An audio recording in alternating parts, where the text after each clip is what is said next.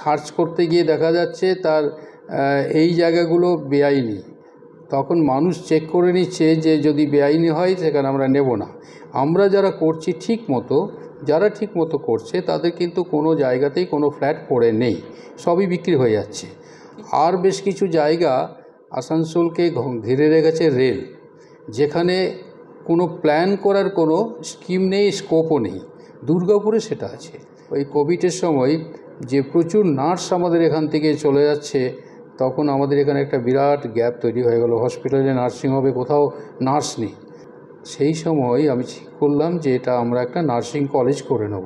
আমি একটা সময় শুধু ওইখানেই রিয়েল এস্টেটের অফিস আর কনস্ট্রাকশন সুপারভাইজ করতাম। এখন মনে হচ্ছে যে না, কলেজটাকেও আমি আরেকটু বেশি টাইম দিই। ইন্ডাস্ট্রি যেভাবে আসানসোলে শেষ হয়ে গেছে, এইটার ইতিহাস যখন সবাই পড়ে তখন মনে কষ্ট হয়।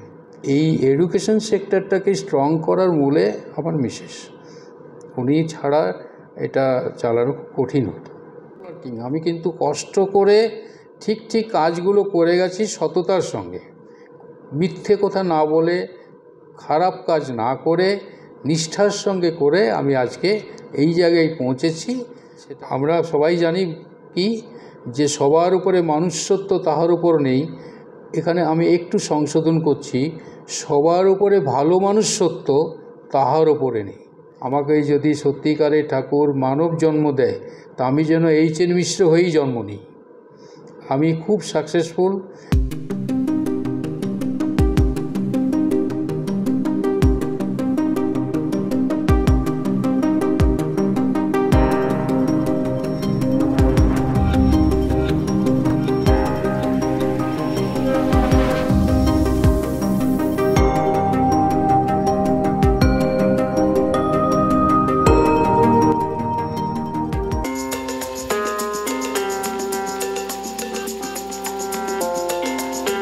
আসানসোলে তখন রিয়েল এস্টেট ডেভেলপার কেউ ছিল না।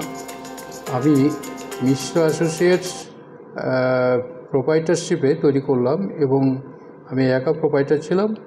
আমি কোনো দিন পার্টনারশিপে কোনো কিছু করার চেষ্টা করিনি, করবো না, এটাও ঠিক করেছিলাম। তো এই মিশ্র অ্যাসোসিয়েটস যখন দেখলাম, আমি এখানে মিস্টার অমিতাভ রায় আর্কিটেক্ট ছিলেন, খুব নামকরা, মারা গেছেন বেশ কয়েক বছর আগে। ওনার সঙ্গে একসঙ্গে কাজ করেছিলাম। যখন আমি আমার এই লাইনে লেখাপড়া করে আমি যখন ওখানে প্র্যাকটিক্যাল নলেজের জন্য প্ল্যান করতাম, এলিভেশন করতাম, প্ল্যান সেকশন করতাম, এইসব করতাম, তার সঙ্গে আমি ভ্যালুয়েশন, এস্টিমেট এইসবগুলো করতাম। তো ওনার কাছে অনেক কিছুই আমি কাজ শিখে গেলাম খুব ভালোভাবে, প্র্যাকটিক্যালি কীভাবে করতে হয়, সেই সঙ্গে থিওরিটিক্যাল। এটা করতে গিয়ে দেখা যাচ্ছে যে আসানসোলে বহু লোকের সঙ্গে আমার পরিচয় হলো। আসানসোলে বহু লোকের সঙ্গে পরিচয় হওয়াতে আমি আসানসোল লোকের বহু বাড়ির প্ল্যান করতে শুরু করে দিলাম। তখন কর্পোরেশনে খুব বেশি প্ল্যানার ছিল না। আমি কর্পোরেশনে গিয়ে বাড়ির প্ল্যান স্যাংশন করাতাম, এবং কন্ট্রাক্টর যারা বাড়ি করতো তাদের সঙ্গে আমি থেকে ওদেরকে বুঝিয়ে বাড়িটা স্টার্ট করি, শেষ করে দিতাম। আসানসোলের মানুষ আমাকে খুব ভালোভাবে চিনতে পারলেন। এইভাবে করতে করতে আমি 1987-এ সঙ্গীতা অ্যাপার্টমেন্ট বলে একটা অ্যাপার্টমেন্ট করলাম, যেটা তুষার শহরের কাছে 14 কাঠা জমি কিনেছিলাম। 10,000 টাকা, 14 কাঠা জমি, 10 কাঠা জমি 14,000-এ কিনেছিলাম। ওই জমিটাতে আমি 720, 570 এরকম 2-3টে ডিজাইন করে কয়েকটা অ্যাপার্টমেন্ট করলাম, ফ্ল্যাট করলাম। এবং সবাই তখন ফ্ল্যাট আসানসোলে কী হবে না হবে এই করতে করতে আমি স্টার্ট করে শেষ করে ফেললাম, এবং সব বিক্রিও করে ফেললাম। তো এবার ওইখান থেকে আমার জার্নি শুরু হলো সঙ্গীতা অ্যাপার্টমেন্ট, সঙ্গীতা শ্রীপল্লীতে সঙ্গীতা অ্যাপার্টমেন্ট। সেই অ্যাপার্টমেন্ট শুরু করে শেষ করলাম। তারপরে করলাম আমি সুজাতা অ্যাপার্টমেন্ট হিলভু পার্কে, তারপরে হিলভু পার্কে সারদা অ্যাপার্টমেন্ট করলাম, তারপরে চলে গেলাম আমি ওয়েস্ট আকবাগানে সাগরিকা অ্যাপার্টমেন্ট, তারপরে আপকার গার্ডেনে শতাব্দী অ্যাপার্টমেন্ট। এই করে বহু অ্যাপার্টমেন্ট এস দিয়ে যত বিল্ডিং করেছি সব এস দিয়ে করেছি। শতাব্দী, শ্রদ্ধাঞ্জলি, সানন্দা, স্বপ্না, সুদেশনা, শুভশ্রী, স্নিগ্ধা, মানে যত রকমের এস দিয়ে আছে সব আমার তৈরি আছে। আসানসোলে বেশিরভাগ ফ্ল্যাটই এস দিয়ে তৈরি, আমার সব ওইগুলো আমারই বেশিরভাগ। তারপরে আমি এইভাবে স্টার্ট করতে করতে করতে করতে আমি 1989-এ আমার একটা লিমিটেড ফার্ম তৈরি করলাম। সেটাতে আমি প্রথমে যখন করেছিলাম তখন ওখানে 2 জন মিনিমাম ডাইরেক্টর লাগে। তখন আমার বিয়ে হয়নি। তখন আমি আমার ছোট ভাই অশোক মিশ্র আর আমি দুজনে মিলে ওটাকে, ও একটা সাইলেন্ট ডাইরেক্টর ছিল, তাকে নিয়ে একটা প্রাইভেট ফার্ম করলাম, যার নাম দিলাম Mishra associates development consultant private limited. তারপরে আমার 92-এ যখন বিয়ে হলো, তারপরে আমি আমার ভাইকে, যে ভাইয়ের জায়গায়, ভাই তো চাকরি করছিল সেই সময়, ভাইকে আর তখন ওখানে না রেখে আমার মিসেস লিসা মিশ্র, এখন তো ডক্টরেট করি, ডক্টর লিসা মিশ্র, ওনাকে ওই সময় ওই ডাইরেক্টরশিপে রাখা হলো। তো আমরা 2 জন director, Mishra associates development consultant private limited, আমি ওর ম্যানেজিং ডাইরেক্টর, যা কিছু সমস্ত ট্রানজ্যাকশন সব কিছু আমিই করতাম, উনি শুধু সাইলেন্ট ডাইরেক্টর হিসেবে ছিলেন। এরপরে আমার যাত্রা শুরু হলো। করতে করতে করতে করতে আমি অনেক বিল্ডিং, অনেক রো হাউস আমি অনেক র মেটেরিয়ালস দিয়ে তৈরি যখন করতাম, তখন মনে হতো যে কিছু জমি সহ বাড়ি করব। তখন আমি বাংলোটাই বাড়ি শুরু করলাম, সাকসেসফুল হলাম। এভাবে বেশ কয়েকটা বাড়ি আমি করলাম, বেশ কয়েকটা কলোনিও করলাম। করতে করতে করতে করতে আজকে তো ধরুন আমি যেখানেই করছি, একটা এক্সপিরিয়েন্সটা কাজ করেছে, তো সেই জন্যই আমি কোথায় কি ফাঁক ফোকর থাকতো, কোথায় কনস্ট্রাকশন করতে গিয়ে অসুবিধায় পড়তে পারি বা যারা নিচ্ছে তারা অসুবিধায় পড়তে পারে, সেইগুলো ঠিক রাখার জন্য আমি নিজেও সুপারভাইজ করি, সবসময় যাই সাইটে, এবং অন্যান্য সুপারভাইজার আমাদের যারা আছে তাদেরকে ডাইরেকশন দিই, কন্ট্রাক্টরকে ডাইরেকশন দিই, সে মতো বাড়িটা উঠে যায় এবং কনস্ট্রাকশন হতে থাকে।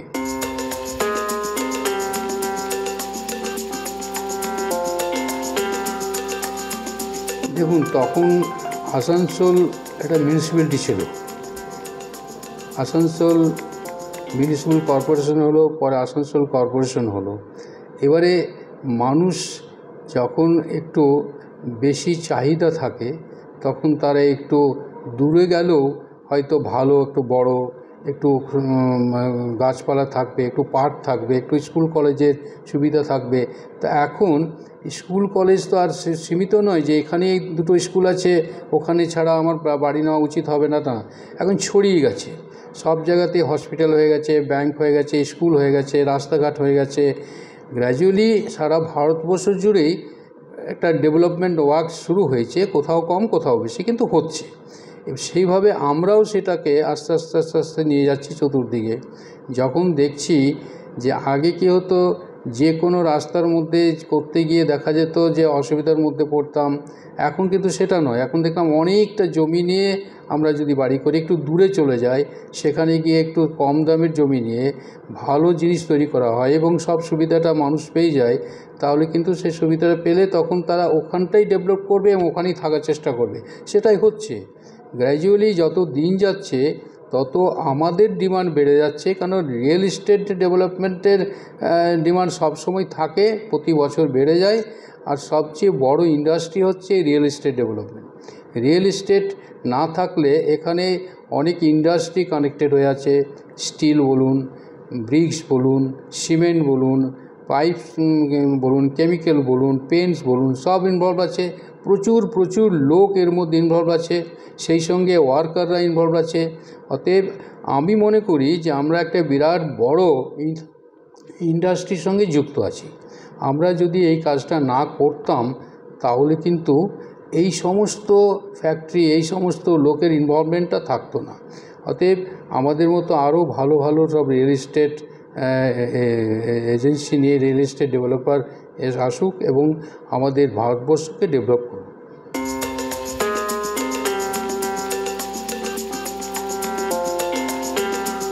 আমরা একটা এস্টিমেট করছি যে মানুষকে আমরা 2500 টাকায় ফ্ল্যাট দেবো। আমরা এস্টিমেট করলাম আজকের দিনের রেটে, যে cement, steel, bricks, labour, worker যারাই আছে, আজকের দিনে রেট হচ্ছে এত, আমি না হয় আরও 5% বাড়িয়ে দিলাম, নিয়ে সেটাকে বুঝলাম যে আমার যখন এটা শেষ হবে তখন আমার এটা দাম বাড়বে এত এবং এততে আমি বিক্রি করব।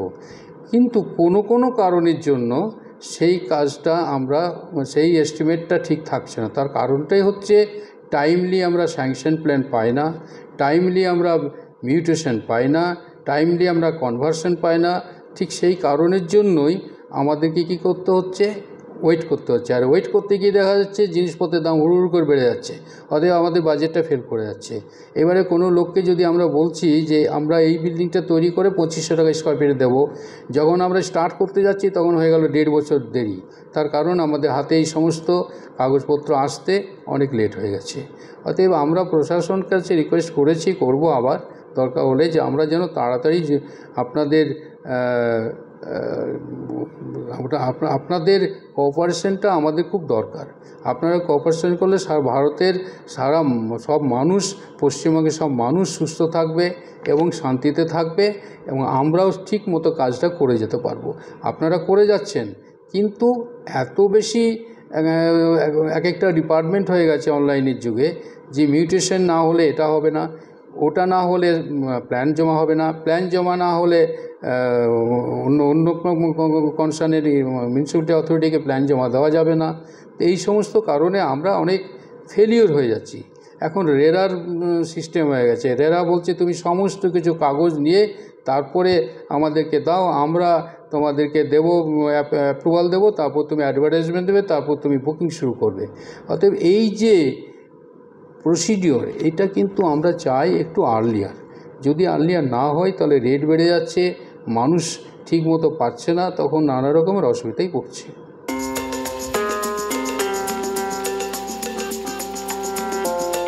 দেখুন, আসানসোলে যারা ঠিক মতো করছে, আইন মেনে করছে, তাদের জন্য কোনো অসুবিধা নেই। কিন্তু আইন না মেনে যদি কেউ কিছু করছে, তাদের আজকালকার যুগে কি হচ্ছে যে একটা প্ল্যান, স্যাংশন প্ল্যান, সেটা অনলাইনে স্যাংশন হচ্ছে, ওটার সার্চ করতে গিয়ে দেখা যাচ্ছে তার এই জায়গাগুলো বেআইনি। তখন মানুষ চেক করে নিচ্ছে যে যদি বেআইনি হয় সেখানে আমরা নেব না। আমরা যারা করছি ঠিক মতো, যারা ঠিক মতো করছে, তাদের কিন্তু কোনো জায়গাতেই কোনো ফ্ল্যাট পড়ে নেই, সবই বিক্রি হয়ে যাচ্ছে। কিছু কিছু আছে 25% to 30%, যেগুলো কমপ্লিট হতে গিয়ে 3 বছর লেগে যাচ্ছে, 1.5 বছরের জায়গায় 3 বছরের জায়গায় 7 বছর লেগে যাচ্ছে। সেখানে হয়তো আপনারা শুনে থাকবেন যে বিক্রি হচ্ছে না, ডিমান্ড কম। কিন্তু আমার মনে হয় ঠিক মতো যদি করা হয়, মানুষ সেটাকে কিনছে, পারচেজিং ক্যাপাসিটিও বেড়েছে।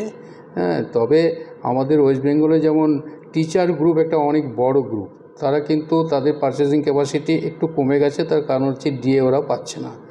এবারে আমাদের এই অঞ্চলে যারা আছে, আসানসোল অঞ্চলে, যেমন কিছু রেলের কিছু লোকজন আছে, স্কুল আছে, ইসিএলের আছে, কিন্তু স্টেট গভর্নমেন্টের যারা আছে তাদের একটু পারচেজিং ক্যাপাসিটি কমে গেছে বলে আমাদের যারা বিক্রি করছি তারা মনে হচ্ছে যে এই গ্রুপটা যদি ডিএ ঠিক মতো পেয়ে যেত, তাহলে ওরা পারচেজিং ক্যাপাসিটি ঠিক থাকতো এবং আমাদের তখন সেলটা বেশি হতো।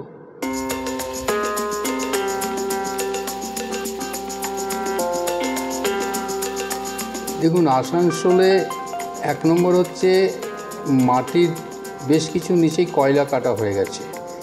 অনেক জায়গা রেস্ট্রিক্টেড আছে, সেখানে মাল্টি স্টোরি বিল্ডিং করতে দেওয়া হয় না এবং করা উচিতও নয়।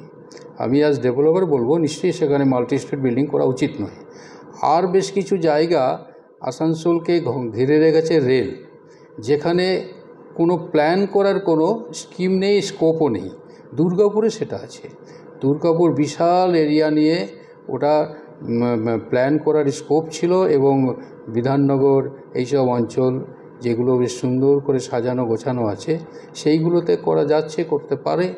আসানসোলে জায়গাটা খুবই ছোট জায়গা হয়ে গেছে শুধু রেল আর ইসিএলের জন্য। কিন্তু এরপরে যে জায়গাগুলো আমরা আরও যদি বাইরের দিকে চলে যাচ্ছি, সেখানে দেখা যাচ্ছে ইসিএলের জমি, কয়লা খাদান, সেখানে আর কিছু করা যাচ্ছে না। সেই জন্যই আসানসোলের জায়গাটা একটু ছোট হয়ে যাচ্ছে।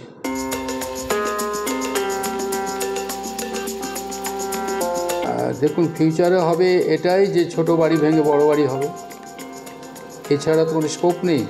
আর যদি দেখা যায় যে বেশ কিছু বার্নপুরের দিকে অঞ্চল, সেখানে হয়তো আরও দূরে হয়তো কোল অপারেশন হয়ে গেছে, সেখানে করা যাবে না।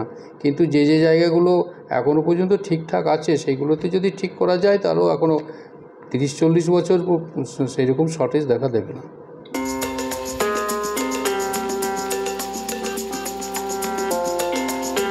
আমাদের রিয়েল এস্টেটের জন্য অনেক জমি লাগে।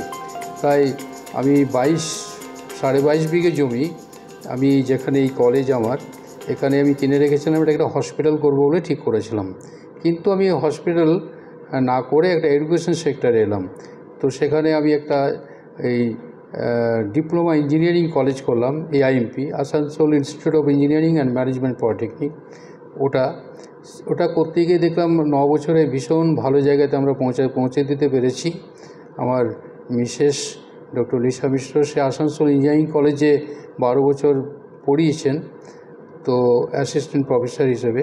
তো যখন দেখলাম যে আমাদের বাড়িতেই আছে আর আমার ছেলে মেয়েও একটা ভালো জায়গাতে লেখাপড়া করছে, তারা দুন স্কুলে কেউ পড়েছে, আমার ছেলে ওয়েলিয়াম গার্লসে পড়েছে দেরাদুনে, আবার এখানে সে লয়েটো আর সেন্ট প্যাট্রিক্সে পড়ে ওখান থেকে গেল। তারপরে এখন ইংল্যান্ডে দুজনেই পড়াশোনা করছে, চাকরিও করছে মেয়ে। পরে দেখলাম যে এই জায়গাগুলো আমরা আরও ভালোভাবে কাজে লাগাবো। তখন 2013 সালে 12ই আগস্ট আমি এখানে তো ওপেনিং করলাম, মন্ত্রী আর ডিগনিটিস দিয়ে, রামকৃষ্ণ মিশনের মহারাজ সবাইকে নিয়ে। তারপরে ওটা এত ভালো জায়গায় পৌঁছে গেছে যে আমরা NBA পর্যন্ত ওখানে পেয়ে গেলাম, ন্যাশনাল বোর্ড অফ অ্যাক্রিডিটেশন, ওটা আমরা পেয়ে গেছি, যেটা ওয়েস্ট বেঙ্গলে 1টা কি 2টো কলেজ আছে, তারপর আমরা এটা পেয়েছি। এরপরে আমি দেখলাম ওই কোভিডের সময় যে প্রচুর নার্স আমাদের এখান থেকে চলে যাচ্ছে, তখন আমাদের এখানে একটা বিরাট গ্যাপ তৈরি হয়ে গেল। হসপিটালে নার্সিংহোমে কোথাও নার্স নেই।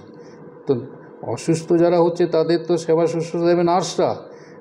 এরপরে যখন দেখলাম টিভির চ্যানেলে তাকাতে গিয়ে দেখলাম প্রচুর কষ্ট হচ্ছে, সেই সময় আমি ঠিক করলাম যে এটা আমরা একটা নার্সিং কলেজ করে নেব। এই নার্সিং কলেজ করতে গিয়ে মিশ্র নার্সিং ইনস্টিটিউট আসানসোল, এটা আমরা করলাম, আর যে 2 বছরে রান করছে। এইভাবে আমরা এডুকেশন সেক্টরে এসে আমরা ভাবছি এবারে আমরা ম্যাকআউট থেকে BBA BCA কোর্সটা 4 বছরের, ওটাও আমরা নিচ্ছি, এবছর আমরা ইন্ট্রোডিউস করিয়ে দেবো। এইভাবে কলেজ এডুকেশন সেক্টরটাকে আমি বাড়ানোর চেষ্টা চালাচ্ছি। আমার মনে হয় আমাদের এই সমাজে এই কলেজটা অনেক বড় কাজে লাগবে একদিন, আস্তে আস্তে যেভাবে এগিয়ে যাচ্ছে। এই ডিপ্লোমা ইঞ্জিনিয়ারিং কলেজটাকে বিটেক করা যায়। আসানসোল ইঞ্জিনিয়ারিং কলেজ একটাই তো, জুবলি মোড়ে কলেজ। এই জুবলি মোড়ে একটাই কলেজ আছে। এই এখানকার যে ছেলেরা লেখাপড়া করে ল্যাটারালে ভর্তি হয় ওইসব অঞ্চলে, আসানসোল ইঞ্জিনিয়ারিং কলেজে বা অন্যান্য কলেজে, ওদেরই ডিমান্ড যে স্যার আমাদের এখানে যদি বিটেক হয়ে যেত আমরা এখানেই পড়াশোনা করতে পারতাম, আমাদের কলেজ থেকে তো ভালোই চাকরি বাকরি পাচ্ছি, কিন্তু হায়ার এডুকেশনটাও হয়ে যেত আরও বেশি। তো আমরা চেষ্টা করছি কোনো সাবজেক্টের উপরে বিটেক তৈরি করে দিতে। আমার এটা আশা আছে, এইভাবেই এগিয়ে যাব যতদিন শরীর স্বাস্থ্য মন সব ভালো থাকবে।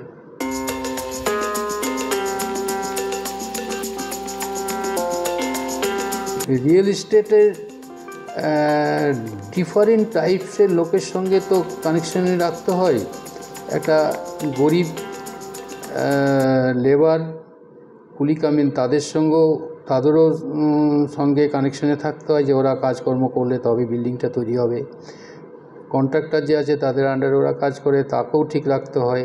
নানা কোম্পানির মাল মেটেরিয়াল সাপ্লাই, তাদেরকে ঠিক রাখতে হয়। অতএব আমরা নানা লোকের সঙ্গে মিশে ওই কাজটাকে তৈরি করতে হয়। আর এখানে একটু শিক্ষিত লোকেরা, যারা মিনিমাম এটা গ্র্যাজুয়েশন করেছে ইঞ্জিনিয়ারিংয়ের উপরে, তারা ছাড়া এখানে নেই।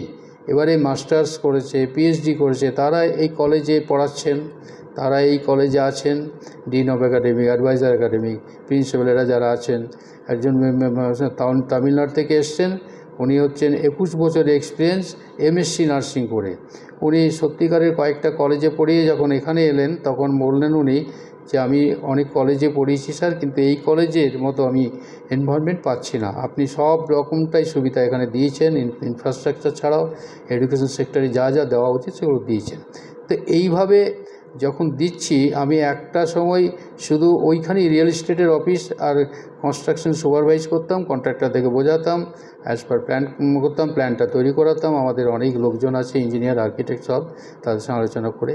এখন মনে হচ্ছে যে না, কলেজটাকেও আমি আরেকটু বেশি টাইম দিই, যাতে আরও একটু বাড়িয়ে নিতে পারি, অনেক লোকের এখানে কর্মসংস্থান হতে পারে।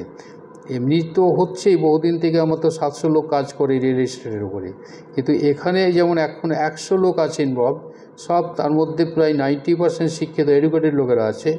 এরপরে আরও যদি আমাদের প্রচুর প্যানেলের লোক আছে, স্যার এরপরে আমাকে একটা চান্স দিন, আমি কলেজে পড়াবো, তো তাদেরকে যাতে সুযোগ দিতে পারি সেই চেষ্টাই আমার আছে।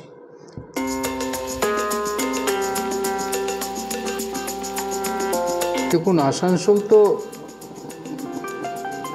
ইন্ডিয়ান ম্যাপে তো আছেই, ওয়ার্ল্ড ম্যাপেও জায়গা করে নিয়েছে আসানসোল একটা ইন্ডাস্ট্রিয়াল বেল্ট বলতে।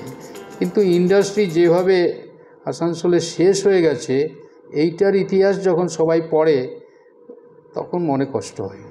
আমরা বাইরে যখন যাই তখন আসানসোল সম্বন্ধে অনেকে জিজ্ঞেস করে, তারপরে বলে যে সেদিনকে দেখলাম পড়ে আসানসোলের ইতিহাস, আসানসোলের ভৌগোলিক মানচিত্র, তাতে দেখা যাচ্ছে যে এই সময় আসানসোল আর ওই সময় আসানসোলের মধ্যে আকাশ আর জমি তফাৎ।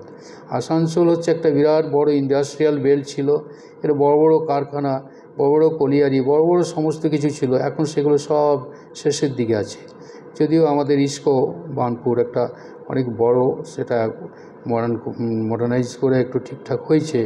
এইভাবে আমরা যদি আবার সেই জায়গায় পৌঁছাতে পারি তাহলে তো আমার মনে হয় আসানসোল সত্যিকার এক সোনার শহর হয়ে যাবে একটা।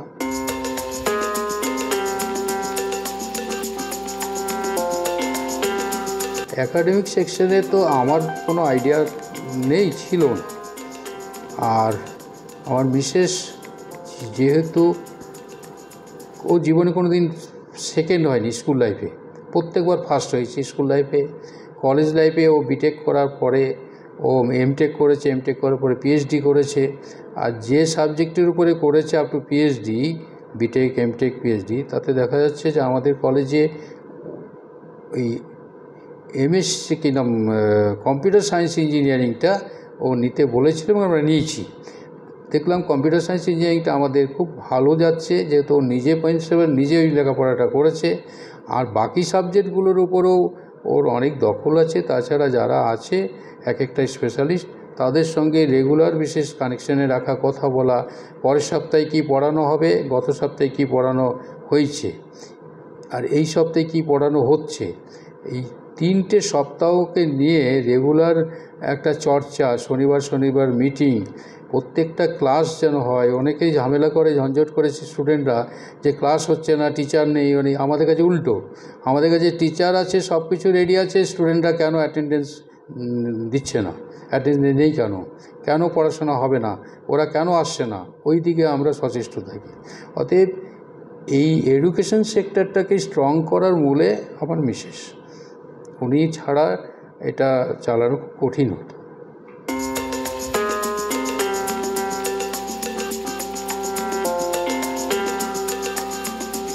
অ্যাকচুয়ালি আমার মেয়ে আসানসোল লরেটোতে পড়াশোনা করতো, ক্লাস 7 পর্যন্ত এখানে পড়েছে। ক্লাস 8-এও চলে গেল উইলিয়াম গার্লস দেরাদুনে। ওখান থেকে ও ভালো রেজাল্ট করে ও চলে গেলো ক্যান্টারবারি, ওখানে একটা স্ট্রাকচারাল ইঞ্জিনিয়ারিং অ্যান্ড আর্কিটেকচারের উপরে ও ডিগ্রি পেলো। এখন আবার নতুন একটা মাস্টার্স করলো কোয়ান্টিটি সার্ভিংয়ের উপরে, নিয়ে একটা বড় কোম্পানিতে চাকরি করছে এবং খুব সুনামের সঙ্গে করছে।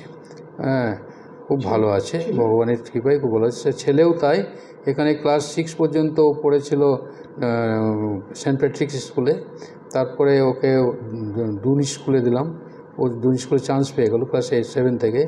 ওখানে পাস করার পরে ওরও ইচ্ছে ছিল যে আমি যদি ডাক্তারি পড়ি, আমার দাদারা, মানে ওই স্কুলের, ডুন স্কুলে যারা দাদারা ওখান থেকে বেরিয়েছে, পড়াশোনা করেছে ওই ডান্ডি ইউনিভার্সিটি অফ মেডিকেল সায়েন্স, ওটা ইংল্যান্ডে, ওই কলেজটাতে যদি চান্স পাই তাহলে আমি পড়াশোনা করব মেডিকেল। তো নিজের ক্ষমতায় ও পেয়েছে এবং ওখানে মেডিকেল পড়ছে। আমাকে আপনি নয়, আমাকে তো অনেকেই প্রশ্ন করেছে যে আপনার এই সাম্রাজ্যকে চালাবে। দেখুন, কোনো কিছুই আটকে থাকে না, এটা একটা ট্রাস্টি, এটা একটা ট্রাস্টের ইয়ে। আমি আজকে যদি না করি তাহলে আরও যারা মেম্বার আছে তারা করবে। এবং আজকাল তো বলে দুনিয়া মুঠি মে, ফোনের যুগে, তো আজকাল আমি তো রেগুলার ওর সঙ্গে আমার মেয়ের সঙ্গে কথা বলিয়ে ওর মুখটা সামনে পাই, কম্পিউটারে পুরো সেট করে দিল, আমরা দেখছি, ওর সঙ্গে গল্প করছি, ও দেখাচ্ছে আজকে দেখো এই রান্না করেছে, এই খাচ্ছি। তো আমরা তো বুঝতে পারছি না যে আমরা পাশের বাড়ির সঙ্গে কথা বলছি, মেয়ে আমার পাশের বাড়িতে আছে, না অন্য রুমে আছে, না ইংল্যান্ডে আছে। অতএব ওরা ভীষণ এক্সপার্ট, ওরা সব কিছুই করে নিতে পারবে, কোনো অসুবিধা নেই। যদি চাই ওখান থেকেই এইটা দেখাশোনা করবে। আর আজকাল তো ফ্লাইটের এত সুবিধা হয়ে গেছে যে 7-8 ঘন্টা 10 ঘন্টা পরে আবার ইংল্যান্ড থেকে এখানে 12-14 ঘন্টা ফ্লাই করলেই ইংল্যান্ড থেকে ইন্ডিয়ার আসানসোলে পৌঁছে যাবে।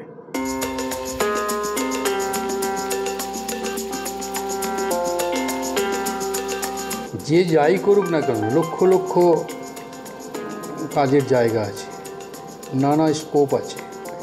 যাই কিছু করুক না কেন তারা যেন নিষ্ঠার সঙ্গে করে, তারা যেন কর্তব্যপরায়ণ হয়, তারা যেন অনেস্টলি করে, তারা যেন হার্ড ওয়ার্কিং করে, তবেই সাকসেসফুল হতে পারবে।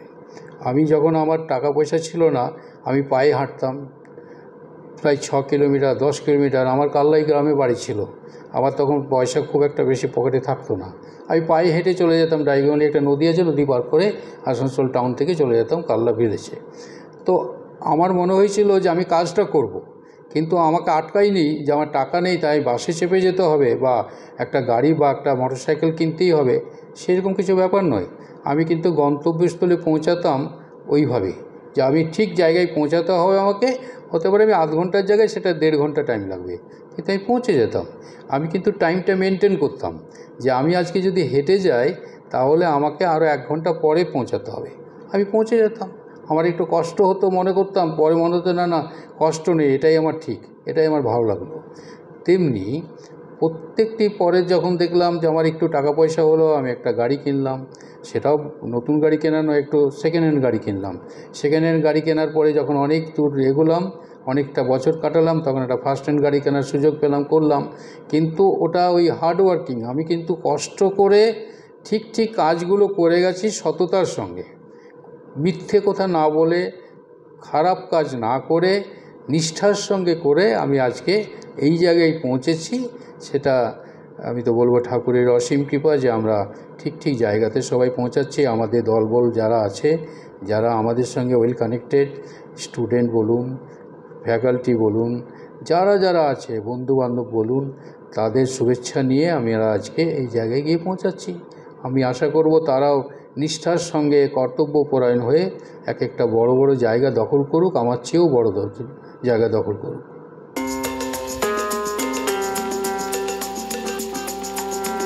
আমার গ্রামের বাড়িতে দুর্গা পুজো হয়। দুর্গা দেবী হচ্ছে আমার আরাধ্য দেবী। আমার বাড়িতে 6 দিন ধরে পুজো হয়। পঞ্চমী, ষষ্ঠী, সপ্তমী, অষ্টমী, নবমী, দশমী ফুল পুজো হয়, নিষ্ঠার সঙ্গে পুজো হয়। বহু বছর ধরে 300 বছরের পুজো আছে আমাদের ওখানে। ওখানে যখন পুজোটা শুরু হয় তারপরে আমি রোজ ওখানে আমি প্রায় বেশিরভাগ সময়টাই আমি ওখানে কাটাই।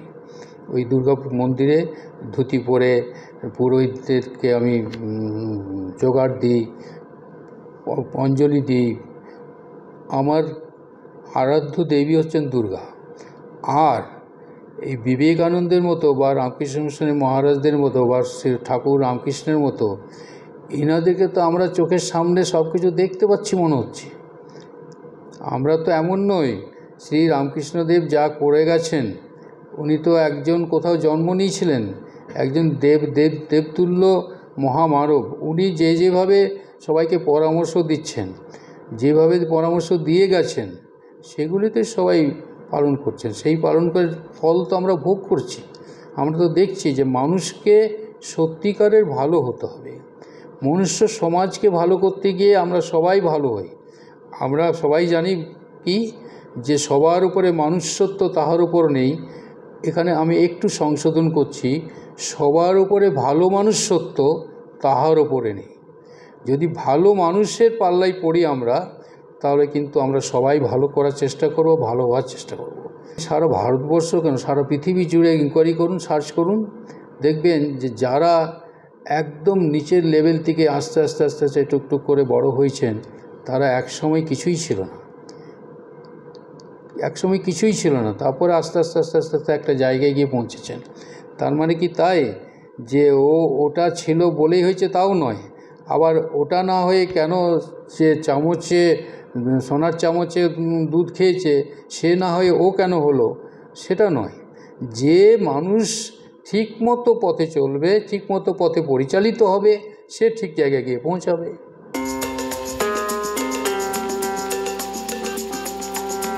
আমি ছোটো সময় থেকে ক্রিকেট খেলতে খুব ভালোবাসতাম। আমাদের এখানে যেখানে স্পোর্টস যে কিছু হয়, স্পোর্টস ডে, স্পোর্টস মিট যখনই হয় তখনই আমার মনে হয় এই ব্যাটটা কেড়ে আমি একটু ব্যাটিং করি। তো আমি ব্যাট কেড়ে সত্যিই আমাকে সবাই জানে যে স্যার এখনই বলবে আমাকে ব্যাটটা দাও বা আমাকে ব্যাটটা এগিয়ে নিয়ে দেয়। তা আমি ওই যখন সুযোগ পাই, ওরা হয়তো আসতে এখন এই বয়সে আসতে বল করে আমি সেটাকে মেরে নিজেকে আনন্দ দিই। তো ক্রিকেট খেলতে আমি ভালোবাসতাম, খেলা দেখতে আমি নিঃসন্দেহে পছন্দ করি। আমি ওই Asansol sub division sports association, district sports, ওখানে কয়েকটা সেকশনে আমি ভাইস প্রেসিডেন্ট আছি, ভাইস চেয়ারম্যান। অ্যাথলেটিক্স সেকশনের আমি চেয়ারম্যান। যখনই মিটিং হয় ওই স্পোর্টসের সঙ্গে আমি যুক্ত আছি। আবার আমি সব কিছুই খেতে ভালোবাসি, তবে ইদানিংকালে ননভেজটার জায়গায় ভেজটা বেশি খাওয়ার চেষ্টা করি। পনির, বলবো পনির, শাক সবজি এগুলো বেশি পছন্দ করি।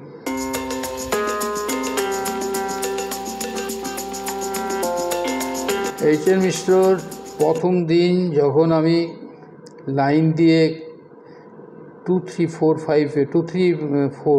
3 4 আমাদের পাঠশালার মানে পাঠশালাই বলবো, স্কুল কাল্লা হরিপদ হাই স্কুল, গ্রামের স্কুল, সেখানে লাইন দিয়ে দুধ আর ব্রিটানিয়া বিস্কুটের লোভে দাঁড়িয়ে থাকতাম প্রায় 15-20 মিনিট। লাইন দিয়ে একটা গ্লাস হাতে দিত সবাই স্কুল থেকে, আর দুধ আর বিস্কুট খাবো ওই জন্যই স্কুলে যেতাম, ওই লোভে যে 1 গ্লাস দুধ পাবো আর এই এত বড় কিছুটা 5-7-10টা বিস্কুট পাবো। তো ওই জন্যই লেখাপড়ায় যে এখন মিড ডে মিলটা যদি চালু না থাকতো না, অনেক ছেলে, অনেক বাচ্চা যারা সত্যিকারে বাড়িতে ঠিকমতো খাওয়া দাওয়া পায় না, পুষ্টি পায় না, তাদের শারীরিক অনেক ক্ষতি হতো। তো আমার মনে হচ্ছে যে এই মিড ডে মিলটা চালু হওয়া কিন্তু সত্যিকারের খুব ভালো কাজ হয়েছে। আমাদের সময়েও মিড ডে মিল ছিল না, আমাদের সময় তখন ছিল ওই দুধ বিস্কুট বা অন্য কিছু আরও খাওয়ানোর ব্যবস্থা ছিল। তো ওই যে সেই সময় থেকে লাইন দিয়ে খেতাম, সেটা কিন্তু দারুণ আনন্দের সঙ্গে খেতাম। এখন আমাকে যদি একটা 7 স্টার 5 স্টার হোটেলের থেকে একটু খাবার নিয়ে আসে, ওই খাবারটা খেতে গিয়ে কিন্তু আমার ওই খাবারটা মনে পড়ে যায় যে ওইটাই আমার কাছে আনন্দের ছিল। কিন্তু ওই খাবারটা তো আর এখন আমাকে কেউ দেবে না, আর আমার ওইরকমভাবে দাঁড়িয়ে নেওয়ার স্কোপও নেই। তো আমরা যেভাবে ধাপে ধাপে উঠে এসে আজকে এলাম, আমি ঠাকুরের কাছে প্রার্থনা করছি। আপনি যেটা বললেন, আপনি কি আধ্যাত্মিক? না, হ্যাঁ, আমি হচ্ছি আস্তিক। আমি যদি সত্যিকারের সনাতন ধর্মে, হিন্দু ধর্মে যদি থাকে যে পরে আবার জন্ম লাভ করা যায়, আমাকে যদি সত্যিকারের ঠাকুর মানব জন্ম দেয়, তা আমি যেন এইচএন মিশ্র হয়েই জন্ম নিই। আমি খুব সাকসেসফুল, আমার জীবনে কোনো রকম কোনো অভিমান নেই, কোনো কমপ্লেন নেই, আমি খুব সন্তুষ্ট, ঠাকুরের কৃপায় আমি সত্যিকারে সন্তুষ্ট, খুব হ্যাপি, খুব শান্তিতে সুখে আছি।